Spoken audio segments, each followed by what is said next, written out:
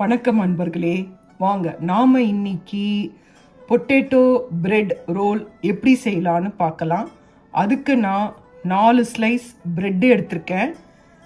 நீங்கள் white bread எடுத்துக்கலாம், இல்லை ப்ரௌன் பிரெட் எடுத்துக்கலாம். உங்ககிட்ட என்ன பிரெட் இருக்குதோ எது வேணாலும் எடுத்துக்கலாம். அடுத்து நாம் என்ன எடுத்துக்கணுன்னா, 1 டேபிள் ஸ்பூன் ஃப்ரோசன் பீஸ் எடுத்துக்கோங்க. அதுக்கு பிறகு மசாலா பொருட்கள் 1/2 teaspoon chilli powder, 3/4 teaspoon jeera powder, 1/4 teaspoon turmeric, salt to taste, 1/2 teaspoon garam masala, red chilli powder, jeera powder, turmeric powder, salt, garam masala. ஒரு பெரிய உருளைக்கிழங்கு எடுத்துக்கோங்க, அதை வேக வச்சுக்கோங்க. வேக வச்சு தோலை சீவிட்டு நல்லா மசிச்சு எடுத்துக்கோங்க. இல்லைன்னா நீங்கள் சீவலில் கூட சீவிக்கலாம், நல்லா துருவிக்கலாம். அதுக்கு பிறகு ஒரு பச்சை மிளகாவை நறுக்கி வச்சுக்கோங்க. 1/2 டீஸ்பூன் ஜிஞ்சர் கார்லிக் பேஸ்ட்டை எடுத்துக்கணும் நாம் செய்யும்போது. வாங்க இப்போ அடுத்து நாம் என்ன பண்ணலான்னு பார்க்கலாம். இப்போ நாம் ஒரு பிரெட் ஸ்லைஸை எடுத்துட்டு நாம் என்ன செய்யணும்னா, நம்ம இந்த சைடில் இருக்கிற இந்த ப்ரௌன் கலரில் இருக்கிறதெல்லாம் நாம் கட் பண்ணி எடுத்துடலாம்.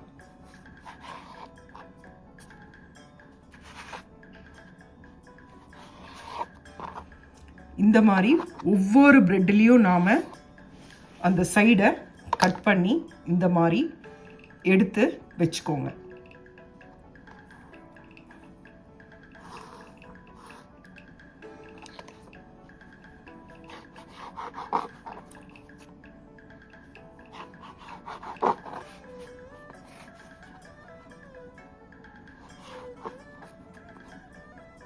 இது போல் நாம் எல்லா பிரெட்டையும் ரெடி பண்ணி எடுத்து வச்சுக்கலாம். இப்போ பாருங்கள், இந்த மாதிரி 4 பிரெட்டையும் கட் பண்ணி எடுத்துக்கோங்க. இதுக்கு பிறகு உருளைக்கிழங்கை நாம் ஸ்மாஷ் பண்ணிக்கலாம். இப்போ பாருங்கள், உருளைக்கிழங்கை நான் இந்த மாதிரி இதில் துருவிக்கிறேன். நீங்கள் கையில் ஸ்மாஷ் பண்ணுறதா இருந்தாலும் அதை செஞ்சுக்கோங்க. ஒரு நல்ல பெரிய உருளைக்கிழங்கு எடுத்துக்கோங்க. 4 பிரெட்டுக்கு உள்ளே வைக்கிறதுக்கு தேவை. சின்னதாக இருந்தால் 2 உருளைக்கிழங்கு எடுத்துக்கோங்க.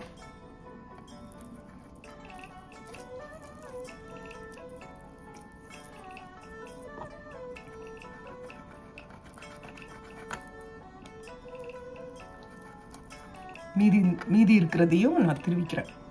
பாருங்கள், இந்த உங்ககிட்ட காட்டின இந்த ஒரு பெரிய பொட்டேட்டோவை நான் துருவி எடுத்துக்கிட்டேன்.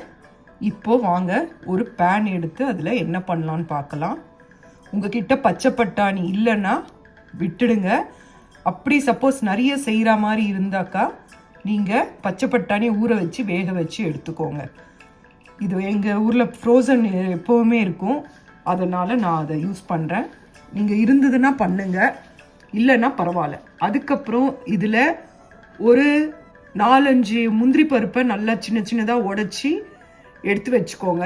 அப்படி இல்லைன்னா முந்திரி பருப்பு இல்லைன்னா வேர்க்கடலை போட்டால் கூட நீங்கள் கடிச்சு சாப்பிடும் போது நல்லாயிருக்கும். அது 1 டேபிள் ஸ்பூன் எடுத்துக்கோங்க. வாங்க இப்போ நாம் என்ன செய்யலான்னு பார்க்கலாம். ஒரு பேன் எடுத்துக்கோங்க, அதில் 1 டேபிள் ஸ்பூன் ஆயில் விட்டுக்கோங்க. இதில் பச்சை மிளகாவும் 1/2 டீஸ்பூன் ஜிஞ்சர் கார்லிக் பேஸ்ட்டை ஆட் பண்ணிக்கலாம். பச்சை மிளகா போட்டோன்னே ஜிஞ்சர் கார்லிக் பேஸ்ட்டு போடுங்க. அது ஃப்ரை ஆனதும் எடுத்து வச்சுருக்க பச்சை பட்டாணியை அதில் போட்டுருங்க. அது ஒரு 5 நிமிஷம் அது ஃப்ரை பண்ண வேணா நாம் மஞ்சள் பொடி, உப்பு, மிளகாய்த்தூள் இந்த 3 பொருளையும் இப்போ சேர்க்கலாம். சேர்த்துட்டு அதை நல்லா கலரி விடலாம். இப்போ இந்த காரத்தை நல்லா இதில் ஃப்ரை பண்ணிவிடுங்க. ஆயிலில் கருத்து போகாமல் பார்த்துக்கோங்க. இப்போ நாம் ஒரு 5 முந்திரி பருப்பை நான் நறுக்கி வச்சுருக்கேன். அந்த முந்திரி பருப்பையும் நாம் இதில் போட்டுடலாம். போட்டுட்டு என்ன பண்ணுங்கன்னா, துருவி வச்சுருந்த உருளைக்கிழங்கையும் நாம் இதில் ஆட் பண்ணிடலாம். இந்த முந்திரி பருப்பையும் நல்லா வறுத்துக்கணும்.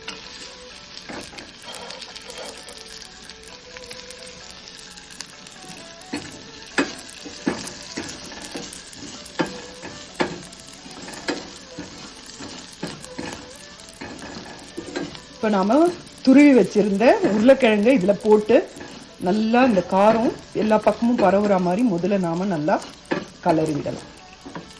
பாருங்கள், நான் துருவி வச்ச உருளைக்கிழங்க இதில் சேர்த்துட்டேன். நல்லா அந்த காரத்தோட மிக்ஸ் பண்ணுற அளவுக்கு நல்லா கலரி விடுங்க.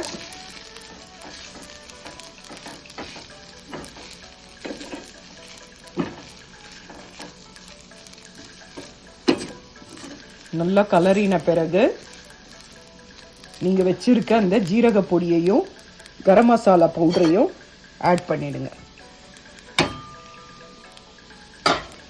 இதையும் நல்லா மிக்ஸ் பண்ணிடுங்க. நல்லா கலந்து விட்டுருங்க. நான் உங்களுக்கு நல்லா கலந்த பிறகு திருப்பியும் காட்டுறேன். பாருங்க, நாம் இந்த உருளைக்கிழங்க நல்லா அந்த மசாலா பொருளோட நல்லா கலந்து விட்டாச்சு. இப்போ நீங்கள் இதில் கொத்தமல்லி தழையை தூவி நல்லா இன்னும் ஒரு கலரி அடுப்பு ஆஃப் பண்ணிடுங்க. இதை ஆற வைங்க. உங்களுக்கு பேனில் ஒட்டுச்சுன்னா ஒரு ஸ்பூன் எக்ஸ்ட்ரா ஆயில் சேர்த்துக்கோங்க. நான்ஸ்டிக்காக இருந்தால் தேவையில்லை.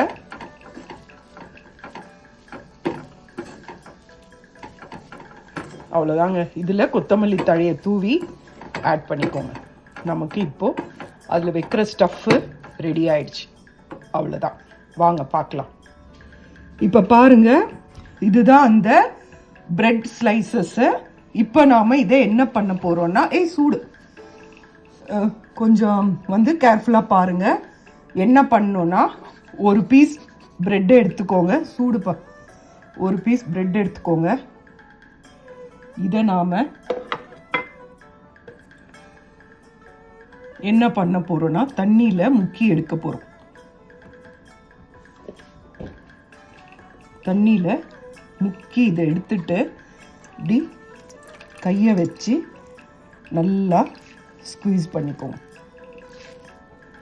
வாட்டர் இருக்கக்கூடாது. நான் உங்களுக்கு திரும்பி அடுத்த ப்ரெட்டில் பண்ணும் போதும் காட்டுறேன். நல்லா கையாலேயே நல்லா இந்த ப்ரெட்டை 2 கையும் அமுத்தி நல்லா பிழிஞ்சு எடுத்துக்கோங்க.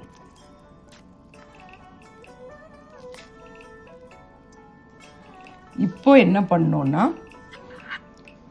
நாம் பொட்டேட்டோ ஸ்டஃப் பண்ணி வச்சுக்கோம் இல்லையா, அதை நாம் இதில் வச்சு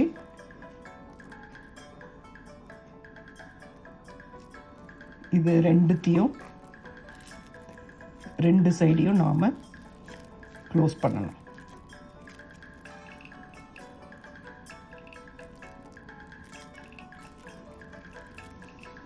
நல்லா இப்படி க்ளோஸ் பண்ணணும். இதையும் நல்லா க்ளோஸ் பண்ணணும்.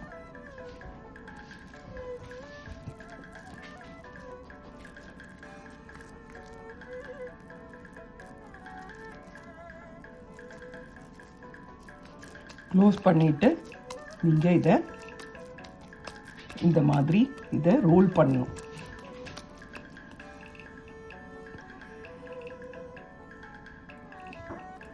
ரோல் பண்ணி மூடிட்டு அதை நல்லா உருட்டுங்க.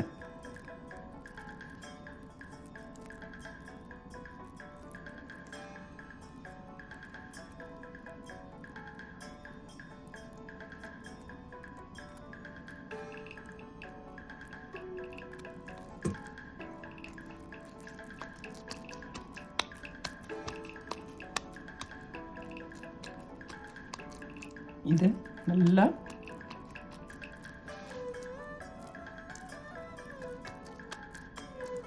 உருட்டி ஒரு பிளேட்டில் இதை தனியாக வச்சுக்கோங்க.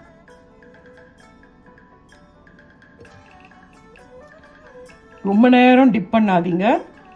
லைட்டாக பண்ணிட்டு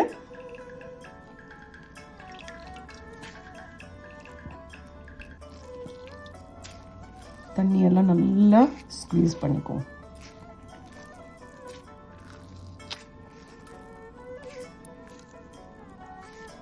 அவ்வளோதான். பாருங்க, சுத்தமாக இல்லை. இப்போ இதில் நாம் அந்த ஸ்டஃப்பை வச்சு பேக் பண்ணுவோம்.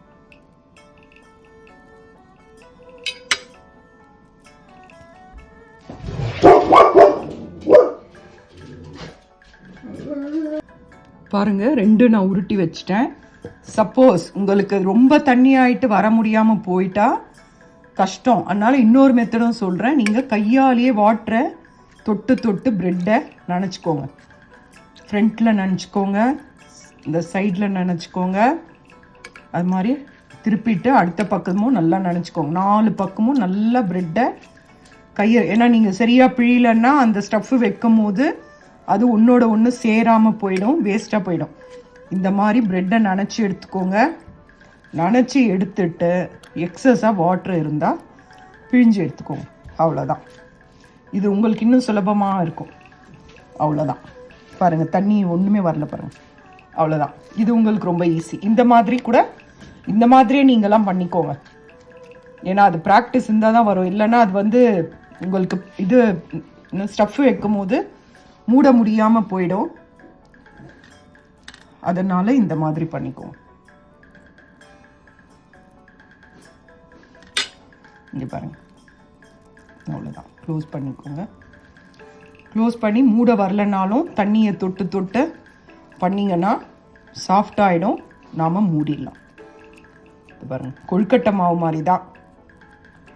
நம்ம பூரணம் வச்சாக்கா என்ன பண்ணுவோம், அந்த ஹோல்ஸ் எல்லாம். அவ்வளோதான்.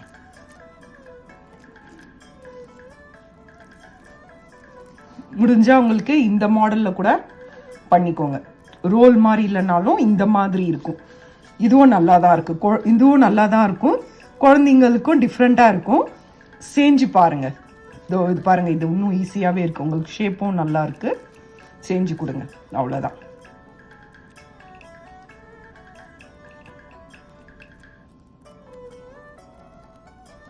அவ்வளோதாங்க.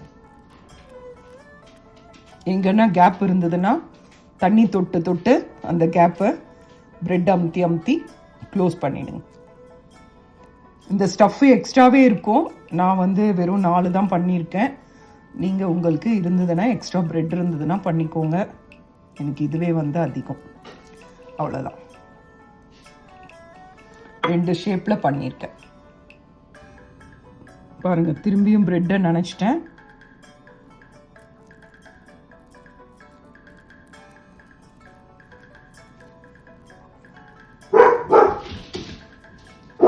ரெண்டு இந்த மாதிரி ரெடி பண்ணியிருக்கேன், 2 இந்த மாதிரி பண்ணியிருக்கேன். இதுதான் பிரெட், இது பொட்டேட்டோ பிரெட் ரோல். நீங்கள் இந்த மாதிரி டிசைனில் கூட பண்ணிக்கோங்க, பப்ஸ் மாதிரி.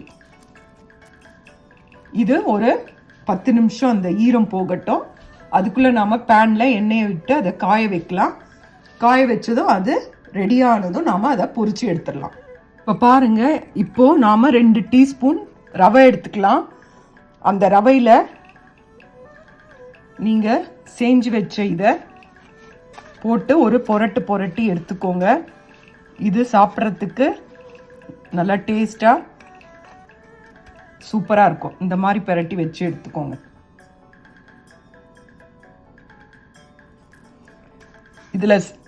இதில் உருட்டி பண்ணாலும் பண்ணலாம், பிளெயினாக வேணாலும் பண்ணலாம். இந்த மாதிரி பண்ணிங்கன்னா கொஞ்சம் சாப்பிட இன்னும் டேஸ்ட்டாக இருக்கும். நீங்கள் 2 மெத்தட்லேயும் பண்ணலாம். 2 டீஸ்பூன் ரவை இருந்தால் போதும். உங்களுக்கு அது ஈரத்தையுமே இழுத்துக்கும்.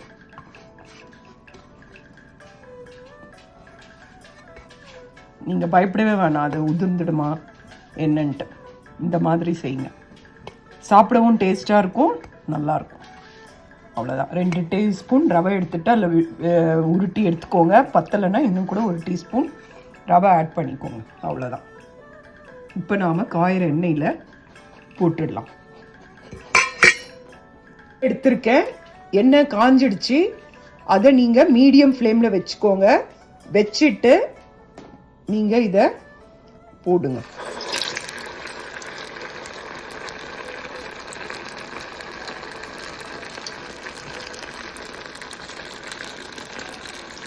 ஹை ஃப்ளேமில் வேண்டாம், தீஞ்சிடும். மீடியம் ஃப்ளேமில் வச்சுட்டு நீங்கள் இதை ஃப்ரை பண்ணிங்கன்னா நல்லாயிருக்கும்.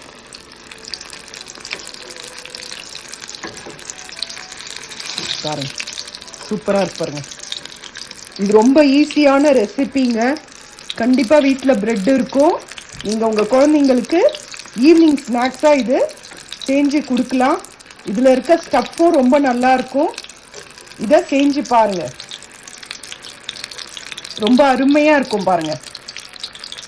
உங்களுக்கு இந்த வீடியோ பிடிச்சிருந்தால் லைக் பண்ணுங்கள், உங்கள் ஃப்ரெண்ட்ஸுங்களுக்கு ஷேர் பண்ணுங்கள்.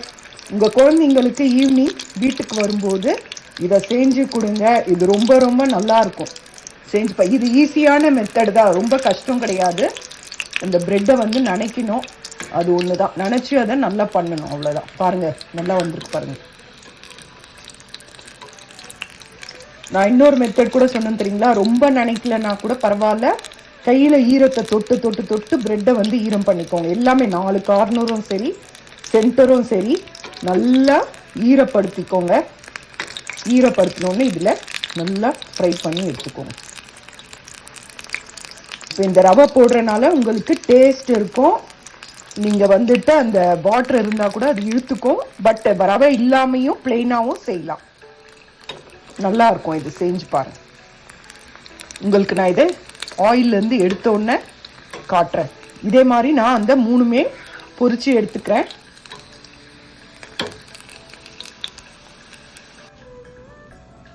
பாருங்க, இதையும் ஃப்ரை பண்ணி எடுத்துட்டேன். ரெடி ஆயிடுச்சு. ரொம்ப நல்லா இருக்கும், செஞ்சு கொடுங்க. இது குழந்தைங்க ரொம்ப விரும்பி சாப்பிடுவாங்க. சாதாரணமாக பிரெட் எண்ணெயில் பொரிச்சாலே ரொம்ப நல்லா இருக்கும். அதுலேயும் நாம் இப்போ ஸ்டஃப் வச்சு செய்கிறோம். இது அருமையான டிஷ்ஷு. ஈவினிங்கில் குழந்தைங்களுக்கு செஞ்சு கொடுங்க. இந்த வீடியோ பிடிச்சிருந்தா லைக் பண்ணுங்க, ஷேர் பண்ணுங்க, சப்ஸ்கிரைப் பண்ணுங்க. பிரெட் ரோல் ரெடி ஆயிடுச்சு. இது நல்லா இருக்கும். பாருங்க, நல்லா பாருங்க, சூப்பரா வந்து பாருங்க. இது சாப்பிட்டீங்கன்னா ரொம்ப அருமையா இருக்கும். இங்க பாருங்க, செஞ்சு பாருங்க. செஞ்சு பார்த்துட்டு பிடிச்சிருந்தா நீங்க மற்றவங்களுக்கும் இதை சொல்லுங்க, ஷேர் பண்ணுங்க, லைக் பண்ணுங்க, சப்ஸ்கிரைப் பண்ணுங்க. இப்போ பார்த்தீங்கன்னா அது பாருங்க, நல்லா சூப்பரா இருக்கும். பாருங்க, அப்படியே நல்லா வாசனையா இருக்கு, நல்லா இருக்கு. அந்த சமோசாவோட பொட்டேட்டோ வைப்பாங்க பாருங்க மசாலா, அந்த மாதிரி இருக்கு, நல்லா இருக்கு.